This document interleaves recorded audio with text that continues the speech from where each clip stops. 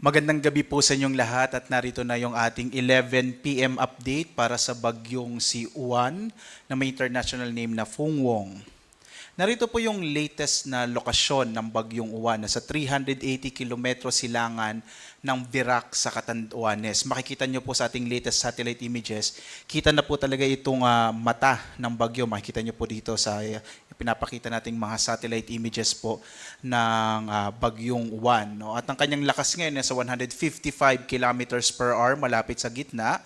Pagbugso naman na nasa 190 kilometers per hour.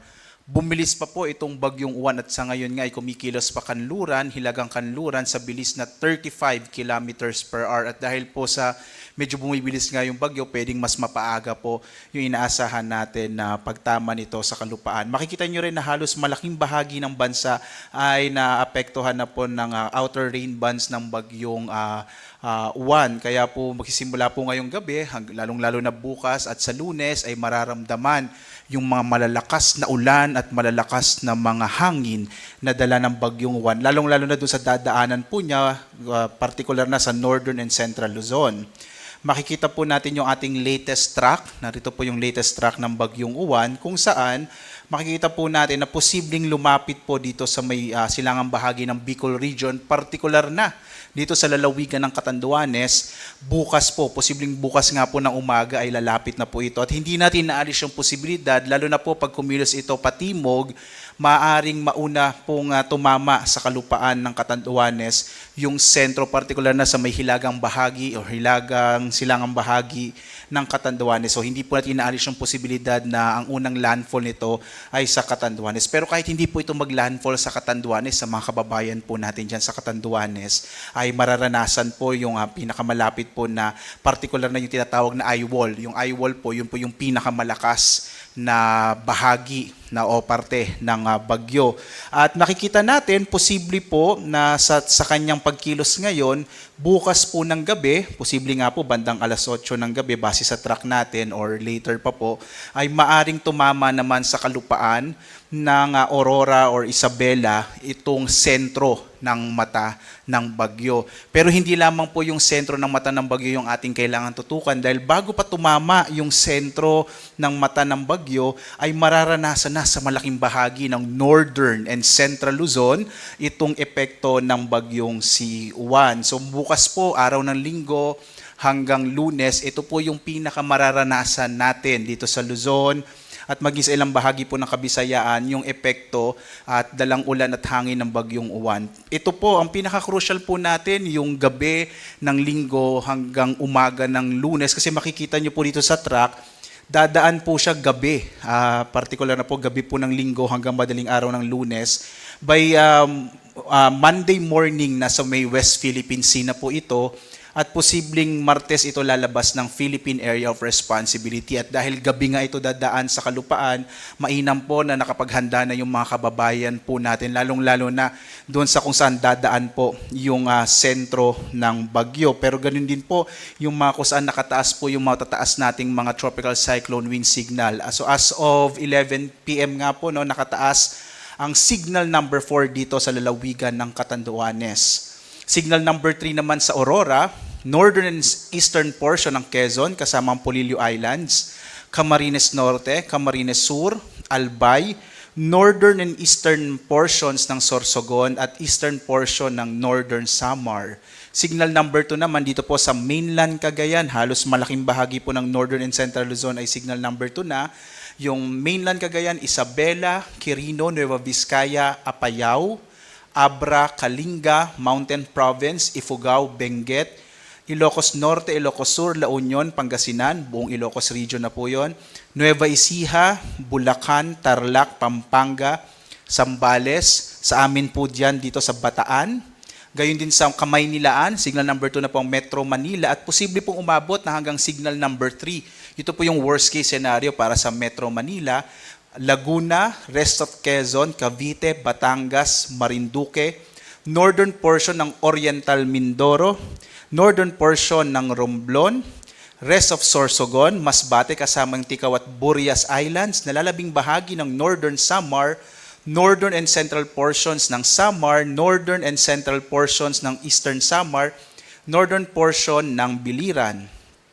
Signal number 1 naman po sa Batanes, Babuyan Islands, nalalabing bahagi ng Oriental Mindoro, Occidental Mindoro, rest of Sorsogon, Calamian Islands, Cuyo Islands, nalalabing bahagi ng Samar, ng Eastern Samar, ng Biliran, buong lalawigan ng Leyte, Southern Leyte, Bohol, northern and central portion ng Cebu kasama yung Bantayan at Camotes Islands, northern and central portions ng Negros Occidental. Gayon din po yung northern portion ng Negros Oriental, Guimaras, Iloilo, Capiz, Aklan, Antique. So ito po sa Western Visayas. Dinagat Islands, Surigao del Norte, northern portion Agusan del Norte at northern portion ng Surigao del Sur sa bahagi naman ng Caraga. Gusto ko po sanang bigyang diin din na ito pong dadaanan ng bagyo which is the northern and central portion ng Luzon, lalong-lalo na po doon sa matataas na lugar po sa Cordillera, kasama po dyan sa Benguet, particular na dyan sa Baguio City, ay posible po na mas malakas po yung maranasan na hangin dahil po usually kapag mas exposed po yung lugar, kagaya ng mga kabundukan, ay mas malakas na hangin po o hampas ng hangin ang maaring maranasan kumpara doon sa mga sheltered na lugar. Kaya po mulino, paulit-ulit pong binabanggit ng Pag-asa, nawa po ngayong gabi hanggang bukas ng umaga nakapaghanda na po itong mga dadaanan ng bagyong si Juan na posible pa rin po no, hanggang super typhoon na maging lakas nito. Samantala, kahit po yung mga lugar na walang nakataas sa tropical cyclone wind signal, maaari pa rin makaranas ng mga pagbugso ng hangin dulot po nung outer rain bands ng bagyong si Juan. Ngayon po hanggang bukas, maaari yung Palawan, Visayas at Mindanao. Pagdating po ng araw ng Lunes, malaking bahagi ng Luzon at Visayas, kahit po walang nakataas na tropical cyclone wind signal, ay maaring makaranas ng mga pagbugso ng hangin dulot ng bagyong Juan. Narito naman po yung mga lugar na makakaranas ng malalakas na mga pag-ulan. Makikita po natin ngayong gabi hanggang bukas, malaking bahagi na po ng Bicol region ay makararanas ng greater than 200 mm of rain. So itong mga lugar po nito actually po, no, lalong-lalo na yung kung saan makikita po yung orange at red, ito yung mga lugar na more than 100 mm ng mga pag-ulan. Ang ibig sabihin po noon, kung kayo po ay nakatira sa mga bahaing lugar, ay maaari pong makaranas ng mga pagbaha, mga flash floods. At kung kayo naman po ay mga nasa gilid ng bundok, ay maaari magdulot naman ng mga flash floods, yung mga malalakas po nating mga pag-ulan. Pagdating naman ng bukas po ng gabi hanggang araw ng Lunes, ito po yung binabanggit ko po, pinaka-peak, pinakamararanasan yung malalakas na mga ulan at malalakas na hangin na dulot ng bagyong Juan, particular na nga sa malaking bahagi ng Luzon. So makikita po natin, malaking bahagi ng Northern and Central Luzon ay mahigit 200 mm na mga pag-ulan. Kung kayo po ay nasa mga bahaing lugar, mainam po kung binanggit ng local government units na mag-evacuate. Sana po nakapag-evacuate na po kayo ngayon. Lalong-lalo na po kung kayo nakatira malapit sa mga ilog.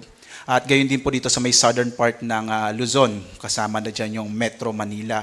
Pagdating ng araw ng Lunes ng gabi hanggang Martes, makararanas pa rin ng malalakas na mga pag-ulan ang malaking bahagi ng Ilocos Region, maging ang Benguet at ang Zambales. Bago po tuluyang ang lumabas ng Philippine Area of Responsibility, ang bagyong Juan araw po ng Martes. Samantala, mainam po na dapat yung mga kababayan natin na nakatira naman sa mga baybay dagat, mga coastal areas po, ay umiwas na po, no, lalong-lalo na dito sa mga lugar, sa mga lalawigan, kung saan unang tatama yung sentro ng bagyo, yung malapit po dito sa may Cagayan, Isabela, Aurora, sa Quezon kasama yung Polillo Islands, Camarines Norte, Camarines Sur, Catanduanes, Albay, Sorsogon, Pangasinan. Ito po yung mga lugar kung saan posibleng magkaroon ng mga daluyong. Ito yung mas mataas kaysa normal na mga pag-alon ng karagatan sa baybay dagat dulot ng mga bagyo.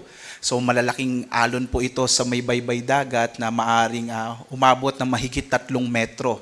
So mag-ingat po yung mga kababayan natin. So umalis na po sana sa mga coastal areas, lalong-lalo na po kung saan direktang dadaan yung bagyong si Juan.